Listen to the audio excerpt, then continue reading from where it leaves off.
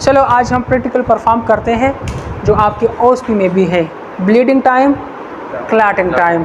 Bleeding time हम किस तरह करते हैं, कौन कौन से तरीके होते हैं, कौन सी कंडीशन में हम ये करते हैं, किस वजह से ज़्यादा होता है। क्लॉटिंग टाइम जो है ना कौन से तरीके से हम करते हैं और इसका जो है ना यूजेस क्या है और क्यों हम परफॉर्म करते हैं। तो ब्लीडिंग टाइम आप जहन में ये रखें कि ब्लीडिंग टाइम टेस्ट वो टेस्ट होता है जिसमें हम देखते हैं कि ब्लड की ब्लीडिंग कब तक स्टॉप हो जाती है। और ये आप लोगों ने पढ़ा होगा, कोगुलेशन के स्किट आप लोगों ने पढ़ा होगा, हीमोस्टेसिस आपने पढ़ा होगा कि जब भी क्लॉटिंग होती है तो सबसे पहले प्लेटलेट्स प्लग फॉर्मेशन हो जाता है, मतलब इंजर्ड जगह के ऊपर प्लेटलेट्स वो जमा हो जाते हैं तो ब्लीडिंग स्टॉप हो जाती है। ठीक है। क्लॉटिंग टाइम में हम क्या करते हैं, क्लॉटिंग टाइम में जो कोगुलेशन के स्किड होता है उसी को हम देख रहे होते हैं, मतलब ब्लड हम पेशेंट से निकाल लेते हैं और हम देखते हैं कि ये कितने टाइम में क्लॉट हो जाएगा। तो ब्लीडिंग टाइम का मतलब ये कि इसमें हम प्लेटलेट्स की फंक्शन को देखते हैं, किस चीज़ की, कि प्लेटलेट्स कब तक मतलब ये प्लग बनाएगा और ब्लीडिंग को स्टॉप करेगा। और क्लॉटिंग टाइम में हम देखते हैं कोगुलेशन के स्किड को, क्लॉटिंग फैक्टर्स को हम देखते हैं कि आया क्लॉटिंग फैक्टर्स वो ठीक तरह से एक्टिवेट होते हैं कि नहीं। तो सबसे पहले हम करते हैं ब्लीडिंग टाइम या बीटी। ब्लीडिंग टाइम परफॉर्म करने के लिए दो तरीके यूज़ होते हैं, एक को हम कहते हैं ड्यूक्स मेथड, कौन सा, ड्यूक्स मेथड। दूसरे को हम कहते हैं आईवीज मेथड, कौन सा, Ivy's method, IVYS Ivy's method. Duke's method करने के लिए दो जगहों से हम कर सकते हैं, ईयर लोब से भी हम कर सकते हैं, साथ में फिंगर पॉप से भी हम कर सकते हैं। ठीक है। ड्यूक्स मेथड करने का जो तरीका है ब्लीडिंग टाइम का। ब्लीडिंग टाइम का जो दूसरा तरीका है वो कौन सा है, आईवीज मेथड। आईवीज मेथड करने के लिए आपने स्पेगोमोमानोमीटर बीपी सेट सराउंड करना होगा, 40 mmHg तक आपने प्रेशर देना होगा और फिर 4 आर्म के ऊपर आपने प्रिक्स लगाना होगा, उसके बाद वो टेस्ट आपने नोट करना होगा। तो हम ब्लीडिंग टाइम करते हैं फिंगर टिप से, फिंगर पॉप से, कि ये हम किस तरह करते हैं। तो एक बंदा आ गया जाए, शाबाश। अब इसको करने के लिए आपने जो है ना ब्लीडिंग टाइम करने के लिए आपने फ़िल्टर पेपर यूज़ करना होगा, लेंसेट आपने यूज़ करना होगा और साथ में आपने कॉटन स्वाब आपने यूज़ करना होगा, स्पिरिट स्वाब आपने यूज़ करना होगा ताकि हम डिसइंफेक्टेंट कर सकें। तो चलो सबसे पहले हम करते हैं ड्यूक्स मेथड। मोबाइल कोई स्टॉप वॉच ऑन कर दे, शाबाश प्लीज़। अच्छा, ब्लीडिंग टाइम करने के लिए हमने लेंसेट यूज़ करना होगा। अब लेंसेट जो है ना इसको हमने निकालना होगा इसके कवर से।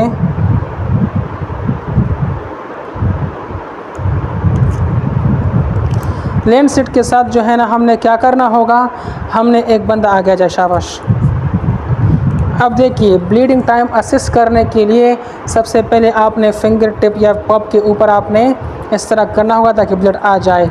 इसको करने के बाद हमने क्या करना होगा, इसको निकालें, अल्कोहलिक पेड या अल्कोहलिक निकालें इसी तरह,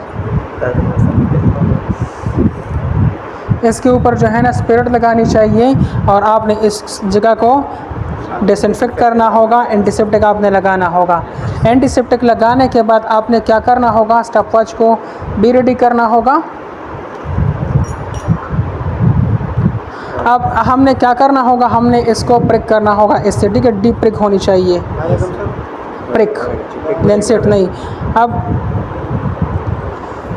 ये प्रिक हमने कर दिया, अब हमने इसके ऊपर इसको स्टार्ट करना होगा और हमने हर 30 सेकंड्स के बाद इसको फ़िल्टर पेपर से साफ़ करना होगा। किस चीज़ से साफ़ करना होगा, 30 सेकंड्स के बाद हमने इसको फ़िल्टर पेपर से साफ़ करना होगा।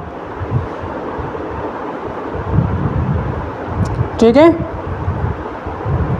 अब आपने इसको जो है ना इस तरह ज़ोर नहीं देने का, अब इसको ज़ोर दे, आपने प्रिक कर दिया, बस कर दिया है। अब ये आपने हर 30 सेकंड्स के बाद आपने इसको साफ़ करना होगा इस तरह से, ठीक है। अब इसको मैंने इसको जो है ना ज़ोर दिया है लेकिन आपकी समझने के लिए कि आपको समझ आ जाए, बात की समझ आ रही, आपने हर 30 सेकंड्स के बाद आपने इसको इस तरह साफ़ करना होगा फ़िल्टर पेपर से, हर 30 सेकंड्स के बाद।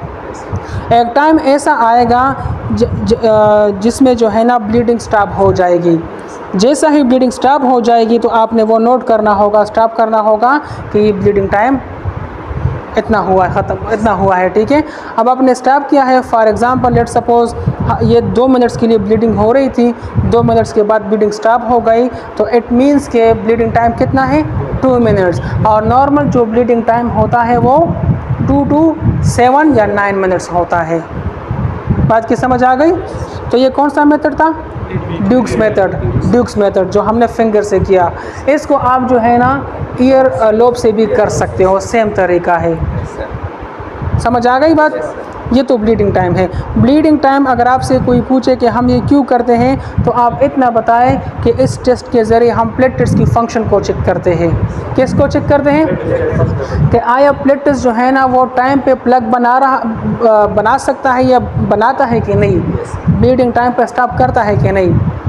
अगर किसी बंदे को कोई बीमारी है, प्लेटलेट्स की कमी आ गई है, वन विलेब्रिन डिजीज़ है या कोई और डिजीज़ है जिसमें प्लेटलेट्स बाकायदा अटैच नहीं हो सकता, तो उसका ब्लीडिंग टाइम प्रोलॉन्ग होगा।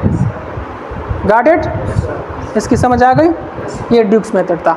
अब दूसरा हम करते हैं क्लॉटिंग टाइम। कौन सा टेस्ट? किस चीज़ को? बिल्कुल कर सकता है, क्योंकि ये ड्राई हो सकता है, ब्लड ड्राई हो सकता है ना। हाँ एग्जैक्टली। तो आपने डीप प्रिक लगाना होगा लेंसेट से, और फिर आपने हर 30 सेकंड्स के बाद आपने चेक करना होगा, साफ करना। Got it? साथ समझ आ गई? ब्लीडिंग टाइम हम किस मकसद के लिए करते हैं?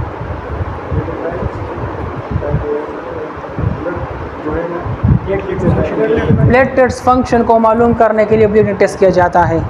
और क्लॉटिंग टाइम कोगुलेशन कैस्केड को आइडेंटिफाई करने के लिए। कोगुलेशन फैक्टर्स कितने होते हैं? 13 होते हैं ना। इसकी एक्टिविटी को मालूम करने के लिए हम क्या करते हैं? क्लॉटिंग टाइम करते हैं। अब दूसरा टेस्ट हम करते हैं क्लॉटिंग टाइम।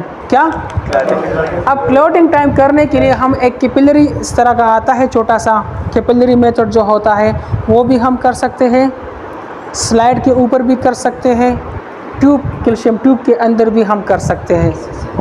समझ आ गई? अब क्लॉटिंग टाइम करने के लिए इसके लिए भी आपने प्रिक करना होगा। अब कौन आएगा प्रिक करने होने के लिए?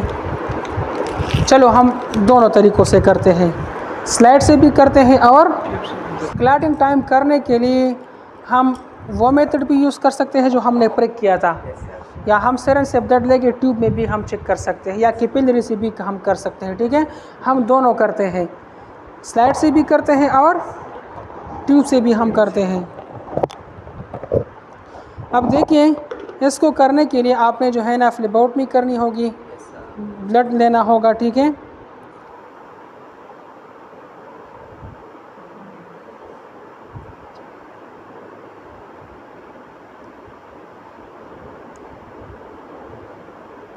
अब ब्लड लेने के बाद हमने क्या करना होगा? हमने जो है ना एक यहाँ पर इस से निकाल के हमने थोड़ा सा ब्लड स्लाइड के ऊपर भी डालना होगा।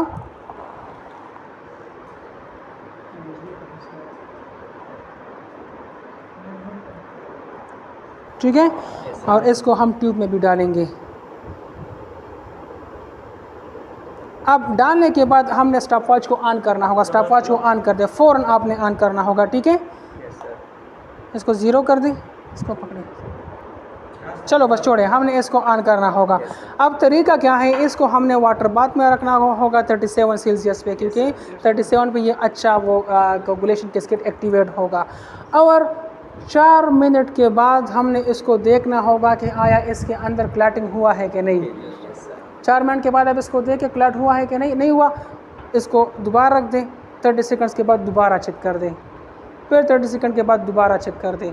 इस तरह आपने इसको चेक करना होगा। जब तक कि क्लॉट ना यहाँ पर नहीं बन जाएगा उस वक्त तक आपने इसको चेक करना होगा।